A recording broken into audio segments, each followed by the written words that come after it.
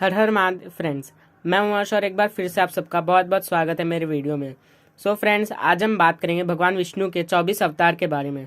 जब जब पृथ्वी पर कोई संकट आता है तो भगवान अवतार लेकर उस संकट को दूर करते हैं। भगवान शिव और भगवान विष्णु ने कई बार पृथ्वी पर अवतार लिए हैं। भगवान शिव के 19 अवतार के बारे में आपको हम पहले ही बता चुके हैं। उस वीडियो का लिंक आपको डिस्क्रिप्शन में मिल जाएगा।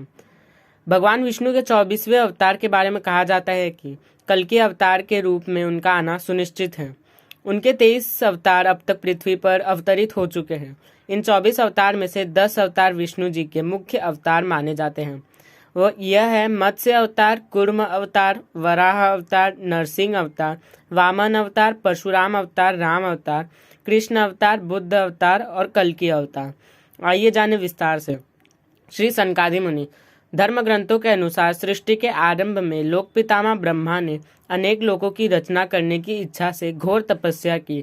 उनके तप से प्रसन्न होकर भगवान विष्णु ने तप अर्थ वाले सन नाम से युक्त होकर सनक, सनंदन, सनातन और सनत कुमार नाम के 4 मुनियों के रूप में अवतार लिया।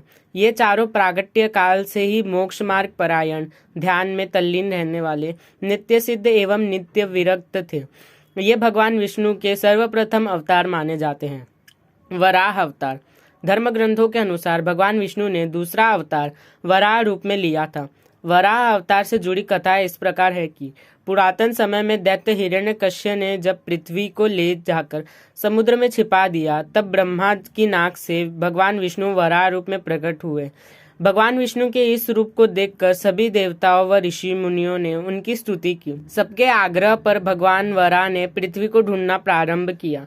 अपनी थुतनी की सहायता से उन्होंने पृथ्वी का पता लगा लिया और समुद्र के अंदर जाकर अपने दांतों पर रखकर वे पृथ्वी को बाहर ले आए।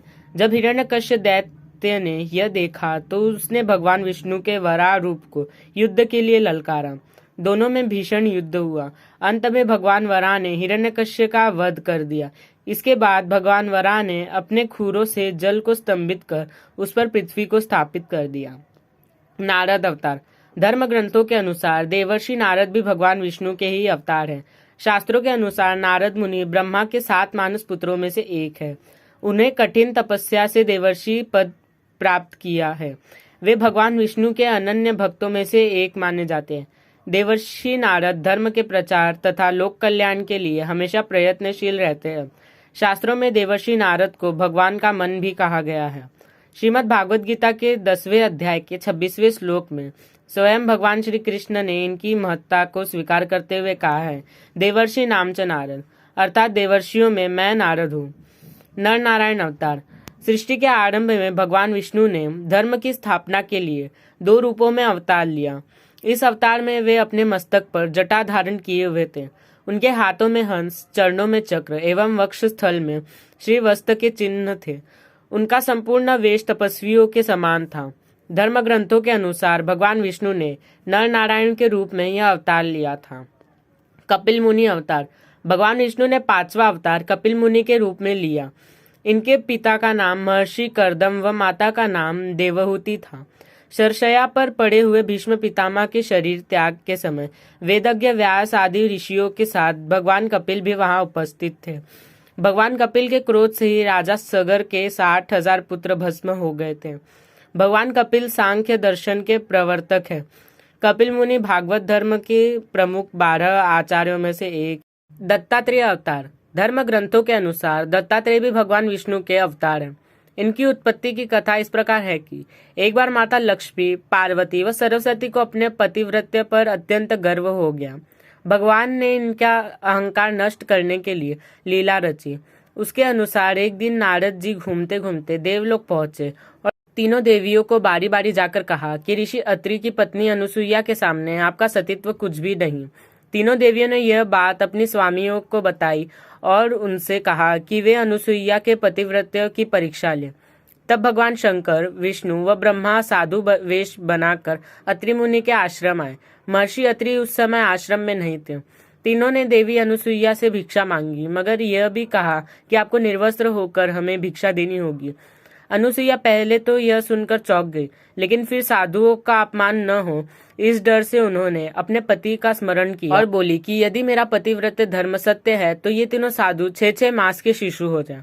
ऐसा बोलते ही त्रिदेव शिशु होकर रोने लगे।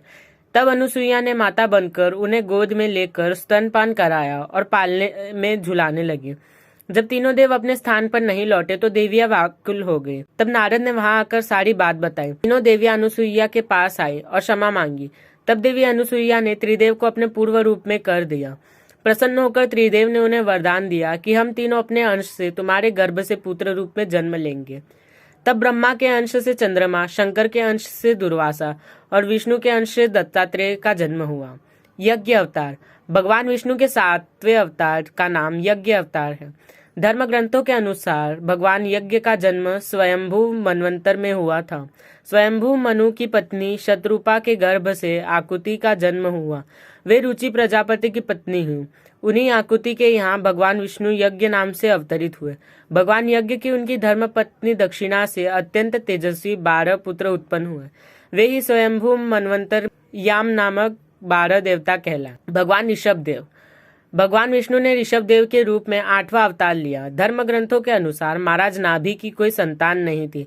इस कारण उन्होंने अपनी धर्मपत्नी मेरु देवी के साथ पुत्र की कामना से यज्ञ किया। यज्ञ से प्रसन्न होकर भगवान विष्णु स्वयं प्रकट हुए और उन्होंने महाराज नाभि को वरदान दिया कि मैं ही तुम्हारे यहाँ पुत्र रूप में जन्म लूंगा।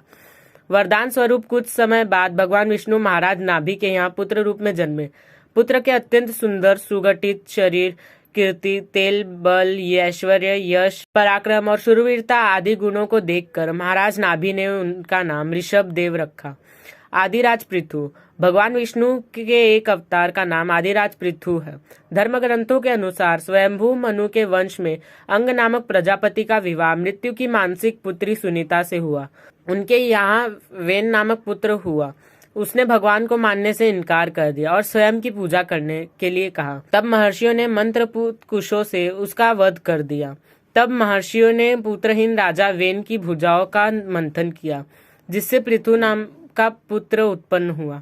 पृथु के दाहिने हाथ में चक्र और चरणों में कमल का चिन्ह देखकर ऋषियों ने बताया कि पृथु के वेश में स्वयं श्री हरि का अंश अवतरित हुआ है। मत्स्य अवतार। पुराणों के अनुसार भगवान विष्णु ने सृष्टि को प्रलय से बचाने के लिए मत्स्य अवतार लिया था। इसकी कथा इस प्रकार है कि कृतयुग के आदि में राजा सत्यव्रत हुए। राजा सत्यव्रत एक दिन नदी में स्नान कर जलांजलि दे रहे थे। अचानक उनकी अंजलि में एक छोटी सी मछली आई। उन्होंने देखा तो सोचा वापस सागर में डाल दूं, लेकिन उस मछली ने बोला, आप मुझे सागर में मत डालिए, अन्यथा बड़ी मछलियां मुझे खा जाएंगी। तब राजा सत्यव्रत ने मछली को अपने कमंडल में रख लिया। मछली और बड़ी हो गई तो राजा ने उसे अपने सरोवर में रखा। तब देखते ही देखते मछली और बड़ी हो गई। राजा को समझ आ गया कि यह कोई साधारण जीव नहीं है। राजा ने मछली से वास्तविक स्वरूप में आने की प्रार्थना की। राजा की प्रार्थना सुन साक्षात 4 भुजाधारी भगवान विष्णु प्रकट हो गए और उन्होंने कहा कि ये मेरा मत्स्य अवतार है। भगवान ने सत्यव्रत से कहा, सुनो राजा सत्यव्रत, आज से 7 दिन बाद प्रलय होगी। तब मेरी प्रेरणा से एक विशाल नाव तुम्हारे पास आएगी। तुम सप्त ऋषियों, औषधियों, बीजों व प्राणियों के सूक्ष्म शरीर को लेकर उसमें बैठ जाना। जब तुम्हारी नाव डगमगाने लगेगी तब मैं मत्स्य के रूप में तुम्हारे पास आऊंगा। उस समय तुम वासुकी नाग के द्वारा उस नाव को मेरे सिंग से बांध देना। उस समय प्रश्न पूछने पर मैं तुम्हें उत्तर दूंगा, जिससे मेरी महिमा जो परब्रह्म नाम से विख्यात है तुम्हारे हृदय में प्रकट हो जाएगी।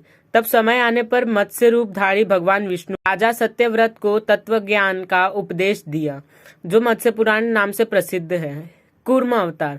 धर्म ग्रंथों के अनुसार भगवान विष्णु ने कूर्म यानी कछुए का अवतार लेकर समुद्र मंथन में सहायता की थी। भगवान विष्णु के कूर्म अवतार को कच्छप अवतार भी कहते हैं। इसकी कथा इस प्रकार है कि एक बार महर्षि दुर्वासा ने देवताओं के राजा इंद्र को श्राप देकर श्रीहीन कर दिया था। इंद्र जब भगवान विष्णु के पास गए तो उन्होंने समुद्र मंथन करने के लिए कहा। तब इंद्र भगवान विष्णु के कहे अनुसार दैत्यों व देवताओं के साथ मिलकर समुद्र मंथन करने के लिए तैयार हो गए। समुद्र मंथन करने के लिए मंदराचल पर्वत को मथानी एवं नागराज वासुकी को नेति बनाया गया। देवताओं और दैत्यों ने अपने मतभेद भुलाकर मंदराचल को उखाड़ा और उसे समुद्र की ओर ले चले। लेकिन वे उसे अधिक दूर तक नहीं ले जा सके। तब भगवान विष्णु ने मंदराचल को समुद्र तट पर रख दिया। देवता और दैत्य ने मंदराचल को समुद्र में डालकर नागराज वासुकी को नेति बनाया, किंतु मंदराचल के नीचे कोई आधार नहीं होने के कारण वह समुद्र में डूबने लगा। यह देखकर भगवान विष्णु विशाल कूर्म यानी कछुए का रूप धारण कर समुद्र में मंदराचल के आधार बन गए। भगवान कूर्म की विशाल पीठ पर मंदराचल तेजी से घूमने लगा और इस प्रकार समुद्र मंथन संपन्न हुआ। भगवान धन्वंतरी अवतार। धर्म ग्रंथों के अनुसार जब देवताओं व दैत्यों ने मिलकर समुद्र मंथन किया तो उसमें से सबसे पहले भयंकर विष निकला, जिसे भगवान शिव ने पी लिया। इसके बाद समुद्र मंथन से उच्चैश्रवा घोड़ा, देवी लक्ष्मी, ऐरावत हाथी, कल्पवृक्ष, अप्सराएं और भी बहुत से रत्न निकले। सबसे अंत में भगवान धन्वंतरी अमृत कलश लेकर प्रकट हुए। यही धन्वंतरी भगवान विष्णु के अवतार माने गए हैं। उन्हें औषधियों का स्वामी भी कहा जाता है। सो फ्रेंड्स, आज के लिए बस इतना ही। अगले 12 अवतारों के बारे में हम अगले वीडियो में बात करेंगे। आप सबसे फिर मुलाकात होगी एक नए वीडियो के साथ। जय हिंद।